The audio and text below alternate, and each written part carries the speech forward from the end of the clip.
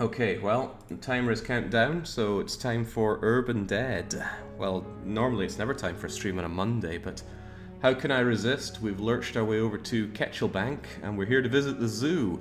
Why are we here to visit the zoo? Because there is a team here, a group rather, and if I can load up the front page, we can actually find them prominently on the game stats here. The Molten Zookeepers, still active. Decent average level, 23 known members, that's a high rating. What can you tell us about the Molten Zookeepers? A survivor group located in Ketchelbank, dedicated to the maintenance of Molten's only zoo. Now I think it's just abhorrent, the idea that only the living can enjoy the zoo. So I dare to say that we zombies should be able to go and check out what's going on. But of course the humans don't want us to do that. And I hear the humans are over at the lion enclosure, so let's go pay them a visit. One of them was very rude.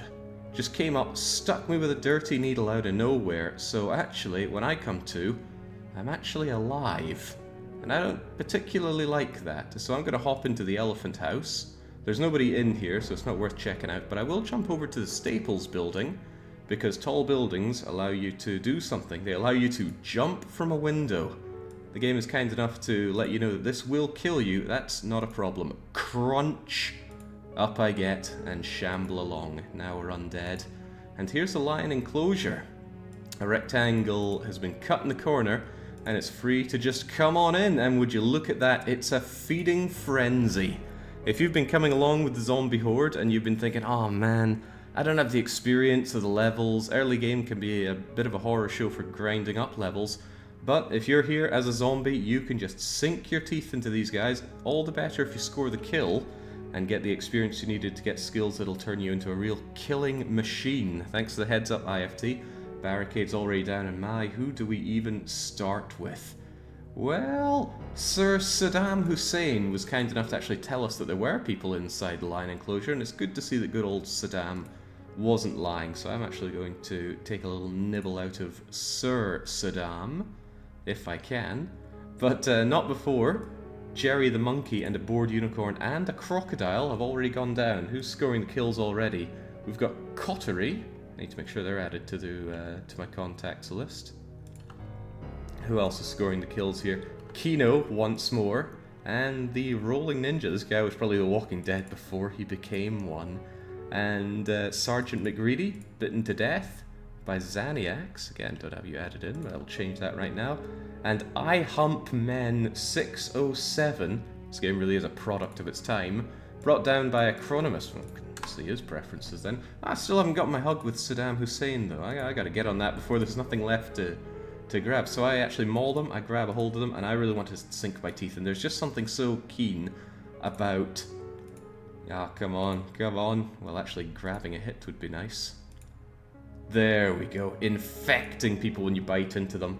It might not seem particularly great to bite people because you do less damage per hit percent chance than you do with your hands, but infections persevere even after they die, rise up, and get revived. An infection lasts forever until they get healed with a first aid kit. So that means that it hurts the survivor economy perhaps more than just generally scrapping them with your hands does. Even so, Dux is almost dead, and I'm going to continue ravaging Sir Saddam Hussein here. Oh well, Drux is already fully dead, thanks to Acronymus. Good, go and get the diagnosis skill. I love diagnosis, probably the best skill for survivors and zombies alike. And Cottery's just coming in saying, "Rrrr." Probably just laughing at all the lions around here. In fact, what does it say? You're inside the lion enclosure. There are no signs of its former inhabitants. The floor is flecked with fresh blood. The ragged rectangle's been cut in one corner. That part about the ragged rectangle is quite important for low-level zombies because it means that this enclosure has no door, meaning as long as you tear down the barricades, you can stroll right in. Doesn't really matter once you get the memory of life skill, but until then it can be a real pain to break down barricades only to find there's a door in your way and you don't know how to open it. I'm out of AP and I don't usually target low-level survivors, says Acronymus. I rather just go in order. No lions, the zookeepers have been really bad at their jobs, yet all the more reason they need to be punished for it. So, oh, I don't think I let out my groan, did I? I might as well get that one done.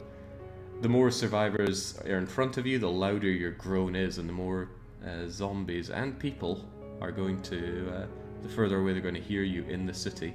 So I've still got plenty of AP, so who am I going to chug away at? Well, I want to bring down Saddam Hussein a little more. Well, forget that, because Space Lazy of the RRF already beat me to it. RRF remain the one of the biggest and certainly the best organized zombie groups in the game. And this is a new addition to the RRF? Wow. I mean, good call. Can we actually check out the RRF? Here we go. Slightly outclipped by the Dead, who's the largest group ever, but RRF just have had this effect of always making Ridley Bank a dangerous place on the map. You can actually check that here in the city map. Ridley Bank is almost never safe. In fact, it is almost always very dangerous, the highest level of danger on the city map. Right now, it's Ghost Town, but most places are either safe or Ghost Town because this game is really quiet compared to the heyday. But the RRF remain a hell of a force. Good thing they are a zombie force.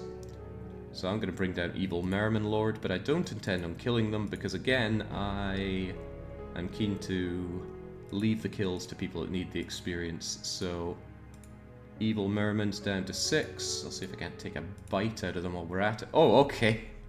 Somebody else must have been attacking them as well because I actually ended up eating them to death. Sorry for the kill steal, but I prefer to think of it as the kill securing. Something else I want to do. I mean, there might be no lions here, but it still looks a bit of a zoo to me. We've got an angry parakeet here. What's your story? A small green parakeet with a laser beam device melded to its head, making him look very Borg-like. Obviously, a Necrotech experiment gone awry. It's no wonder he's angry. This is the chairman of the Molten Zookeepers! Oh my! Let's see if I can't get to do my favourite thing to you. So, I'm going to maul Angry Parakeet for a little while. They're already infected, so I don't need to take a bite out of them. And then, I'm going to feeding drag them and just drag their corpse outside. They're still alive, they're still twitching, but now anybody who walks around on the outside is going to find Angry Parakeet right here. I mean, could have just killed them there and then, but there's something just so nice as a zombie about dragging a survivor out of their safe house and leaving them to rot outside for stragglers to come and chew on. Otherwise, there's a whole lot not going here, so I'm just going to infect who's left if I can. Get the teeth out and go for Mr. Udder.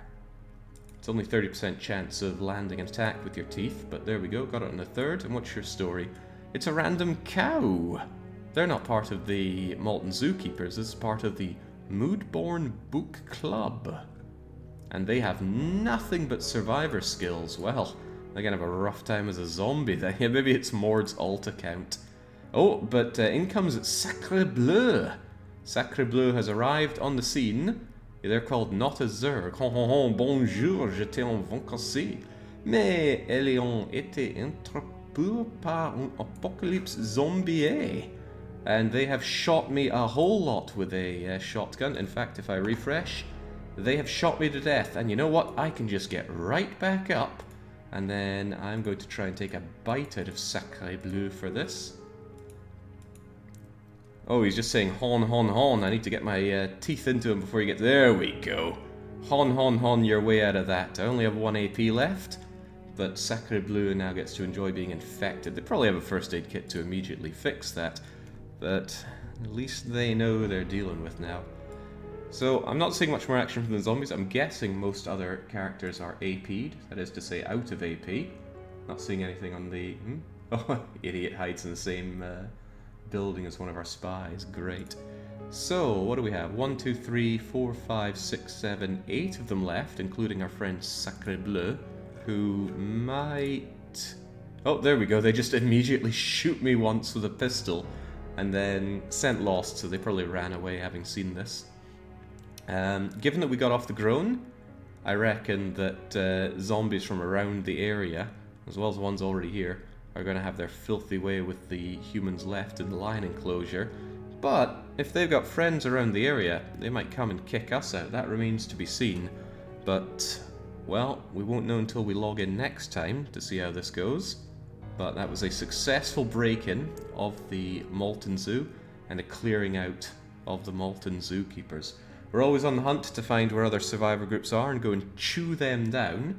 Of course, it's very useful to have living spies to go around and check areas for them. I have heard tell that Fort Perrin has been repaired and very heavily garrisoned, and that does make me lip my lips. But until we have some finality with the zoo, until we find our target, it's a cheers for me, and a quick refresh. There we go, a cheerio.